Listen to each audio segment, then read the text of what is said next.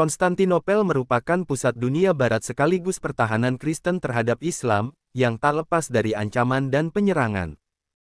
Kekaisaran Bizantium yang semakin menyusut berakhir ketika Ottoman menerobos tembok tanah kuno Konstantinopel setelah mengepung kota tersebut selama 55 hari. Mehmed mengepung Konstantinopel dari darat dan laut dengan menggunakan meriam untuk mempertahankan serangan terus-menerus terhadap tembok kota yang kokoh. Kota ini jatuh menghilangkan apa yang dulunya menjadi pertahanan kuat bagi Eropa Kristen terhadap invasi Muslim, sehingga memungkinkan ekspansi Ottoman ke Eropa Timur tanpa gangguan. Pada pertengahan abad ke-15, perebutan dominasi dengan tetangga-tetangganya di Balkan dan saingan Katolik Roma telah mengurangi kepemilikan Kekaisaran Bizantium atas Konstantinopel dan wilayah yang berada tepat di sebelah baratnya. Selain itu, karena Konstantinopel menderita akibat beberapa pengepungan yang menghancurkan, populasi kota ini telah menurun dari sekitar 400.000 pada abad ke-12 menjadi antara 40.000 dan 50.000 pada tahun 1450. Hubungan Bizantium dengan negara-negara Eropa lainnya juga memburuk selama beberapa abad terakhir, seperti skisma tahun 1054 dan pendudukan Konstantinopel oleh orang-orang Latin pada abad ke-13, menimbulkan kebencian timbal balik antara Bizantium Ortodoks dan Eropa Katolik Roma. Namun demikian, pemahaman yang sama mengakarnya adalah bahwa kendali Bizantium atas Konstantinopel merupakan benteng penting melawan kendali Muslim atas daratan dan lautan di Mediterania Timur. Berbeda dengan Bizantium, Turki Ottoman telah memperluas kendali mereka atas hampir seluruh Balkan dan sebagian besar Anatolia, setelah menaklukkan beberapa kota Bizantium di sebelah barat Konstantinopel pada paruh kedua abad ke-14. Hongaria adalah ancaman utama Eropa terhadap Ottoman di darat, dan Venesia, serta Genoa menguasai sebagian besar Laut Aegea dan Laut Hitam. Sultan Murad II mengepung Konstantinopel pada tahun 1422, tetapi ia terpaksa mencabutnya untuk menekan pemberontakan di tempat lain di Kekaisaran. Pada tahun 1444, ia kalah dalam pertempuran penting melawan aliansi Kristen di Balkan, dan menyerahkan tahta kepada putranya, Mehmed II. 2 tahun kemudian, ia kembali berkuasa setelah mengalahkan umat Kristen dan tetap menjadi sultan hingga kematiannya pada tahun 1451. Mehmed II bermaksud menyelesaikan misi ayahnya dan menaklukkan Konstantinopel untuk Ottoman, yang mana pada tahun 1452, ia mencapai perjanjian damai dengan Hongaria dan Venesia. Ia juga memulai pembangunan Bogaskesen, sebuah benteng di titik tersempit Bosporus untuk membatasi jalur antara Laut Hitam dan Laut Mediterania. Mehmed kemudian menugaskan ahli senjata Hongaria Urban untuk mempersenjatai Rumeli Hisari dan membuat meriam yang cukup kuat untuk merobohkan tembok Konstantinopel. Pada bulan Maret tahun 1453, meriam Urban telah diangkut dari ibu kota Ottoman, Edirne, ke pinggiran Konstantinopel. Pada bulan April, setelah dengan cepat merebut pemukiman pesisir Bizantium di sepanjang Laut Hitam dan Laut Marmara, resimen Ottoman di Rumelia dan Anatolia berkumpul di luar ibu kota Bizantium. Armada mereka berpindah dari Gallipoli ke dekat Diplokionion, dan Sultan berangkat menemui pasukannya. Sementara itu, Kaisar Bizantium Konstantinus XI Palaiologus memohon kepada negara-negara besar di dunia Kristen untuk membantunya dalam pengepungan yang akan datang. Hongaria menolak membantu. Paus Nikolas V melihat situasi genting ini sebagai peluang untuk mendorong reunifikasi gereja Ortodoks dan Katolik Roma yang menjadi prioritas kepausan sejak tahun 1054. Para pemimpin Ortodoks mendukung penyatuan tersebut, tetapi masyarakat Konstantinopel dengan tegas menentangnya dan melakukan kerusuhan. Serangan Ottoman terhadap kapal Venesia di Bosporus mendorong Senat Venesia mengirimkan 800 tentara dan 15 kapal ke ibu kota Bizantium, dan banyak orang Venesia yang saat ini berada di Konstantinopel juga memilih untuk mendukung upaya perang tersebut. Di pihak Genoa, negara kota mengirimkan 700 tentara ke Konstantinopel. Semuanya tiba pada bulan Januari tahun 1453 dengan bersama Giovanni Giustiniani Longo yang memimpin mereka sebagai komandan pertahanan daratnya, dan menghabiskan sisa musim dingin untuk memperkuat kota untuk pengepungan. Pada abad ke-15, tembok Konstantinopel dikenal luas sebagai tembok paling kokoh di seluruh Eropa, yang belum pernah ditembus selama 1000 tahun sejak pembangunannya. Tembok ini terbentang sepanjang 6,5 km, dan terdiri dari dua baris benteng dengan parit di bagian luar, serta tanggul laut yang bersebelahan membentang di sepanjang Tanduk Emas dan Laut Marmara. Ketika digabungkan dengan rantai logam besar yang ditarik melintasi Tanduk Emas, Konstantinus yakin bahwa pertahanan kota tersebut dapat menangkis serangan angkatan laut dan menahan pasukan darat Mehmed hingga bantuan datang dari Eropa Kristen.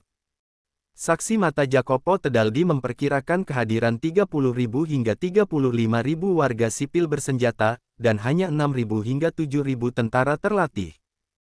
Armada kecil kapal dagang angkatan laut dan bersenjata juga ditempatkan di Tanduk Emas untuk mempertahankan rantai tersebut. Jumlah pasukan pengepung Utsmaniyah jauh melebihi jumlah pasukan Bizantium dan sekutunya, yakni antara 60.000 dan 80.000 tentara bertempur di darat ditemani 69 meriam. Baltaoglu Sulaiman Bey memimpin armada yang ditempatkan di Diplokionion dengan sekitar 31 kapal perang besar dan menengah serta hampir 100 kapal kecil dan kapal angkut. Strategi Mehmed sangat jelas, ia akan menggunakan armada dan garis pengepungannya untuk memblokade Konstantinopel dari semua sisi sambil terus-menerus menggempur tembok kota dengan meriam. Pada tanggal 6 April Ottoman memulai serangan artileri dengan merobohkan sebagian tembok, serta pada tanggal 7 April melakukan serangan frontal terhadap tembok darat, tetapi Bizantium berhasil memukul mundur mereka dan mampu memperbaiki pertahanan. Setelah berhenti sejenak untuk mengatur ulang posisi meriamnya, Mehmed kembali melepaskan tembakan dan terus melakukan pemboman setiap hari. Pada tanggal 12 April Sultan mengirimkan kontingen pasukan untuk menaklukkan dua benteng Bizantium di dekatnya, dan memerintahkan Baltaoglu untuk menyerbu rantai tersebut. Armada tersebut dipukul mundur dua kali, dan Baltaoglu mundur ke Diplokionion hingga tanggal 17 ketika ia bergerak untuk merebut Kepulauan Pangeran di tenggara kota, yang saat itu resimen darat Mehmed menyerang bagian tembok Mesoteihon. Tetapi para pembela Konstantinopel sekali lagi bertahan, dan keberhasilan Baltaoglu di pulau-pulau tersebut dirusak oleh terungkapnya 3 kapal bantuan dari Paus dan 1 kapal besar Bizantium yang hampir mencapai kota tanpa hambatan. Galai Ottoman terlalu pendek untuk menampung kapal-kapal perang Eropa yang tinggi, dan dengan bantuan armada Tanduk Emas, kapal-kapal perang tersebut dengan aman berlayar melewati rantai tersebut. Mehmed bertekad untuk merebut Tanduk Emas dan menekan Bizantium agar tunduk, dengan mengarahkan salah satu meriamnya sedemikian rupa sehingga bisa mengenai penjaga rantai dan kemudian mulai membangun jalan kayu yang diminyaki untuk mengangkut kapal-kapal kecilnya dari Bosporus ke Tanduk Emas. Pada tanggal 22 April kapal-kapal tersebut telah melewati rantai tersebut dan menguasai seluruh perairan di sekitar kota. Setelah mengepung Konstantinopel sepenuhnya, Mehmed melanjutkan serangan artilerinya ke tembok darat hingga tanggal 29 Mei dengan meriam Ottoman yang menciptakan beberapa terobosan, tetapi sebagian besar terlalu sempit untuk dilewati pasukan. Para pembela kota terus memperbaiki tembok pada malam hari dan memperkuat area di gerbang Romanus dan sektor Blacernae yang rusak.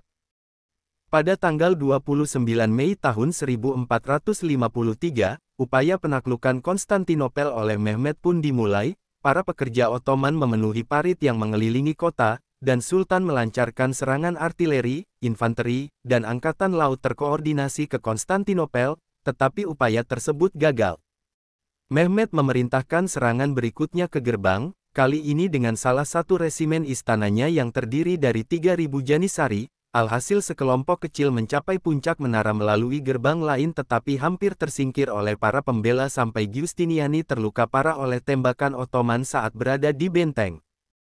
Kekalahan para pembela pun terjadi dengan banyak pejuang Venesia dan Genoa mundur ke kapal mereka di Tanduk Emas, termasuk Kaisar Konstantinus XI dilaporkan terbunuh saat bertempur di dekat celah atau melarikan diri ke perahu pelarian.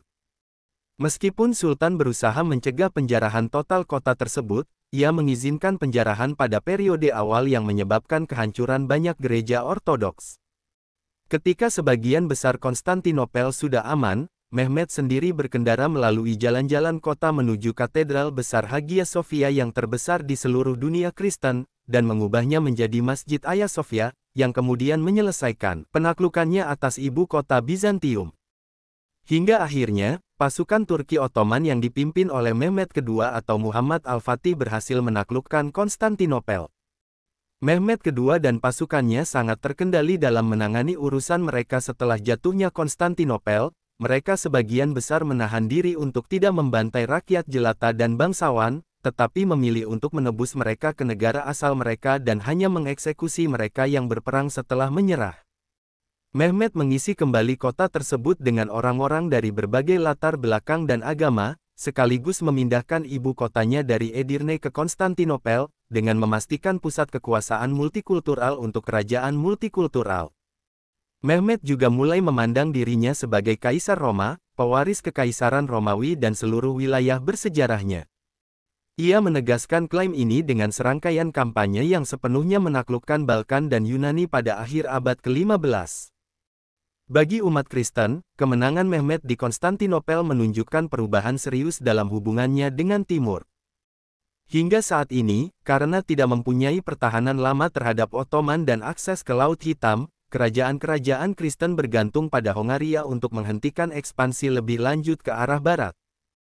Banyak sarjana modern juga sepakat bahwa eksodus orang Yunani ke Italia akibat peristiwa pada tanggal 29 Mei tahun 1453 ini menandai berakhirnya abad pertengahan dan dimulainya Renaissance.